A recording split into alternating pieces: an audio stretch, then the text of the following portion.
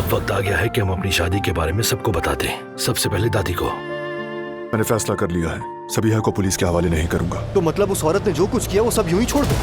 आखिर वही हुआ जो आप चाहती थी, सिर्फ इसलिए कि वो आपकी माँ है। अपनी भाभी से ऐसे बात नहीं कर सकते तुम। किसी के भरोसे पे ना रहना, हिसाब लिया जाएगा तुमसे। आप मेरे साथ जो चाहे कर सकती हैं, लेकिन अगर मेरी बेटी का बाल बराबर भी नुकसान हुआ तो ये बंगला आपके सर पे गिरा दूंगी। कारबे वालों के सामने चारा फेंकते हैं। कारबे खानदान का निकाला गया बॉडीगार्ड अरकान, उसने काफी बड़ी रकम खर्च की है और अपने लिए एक महंगी गाड़ी भी खरीदी है।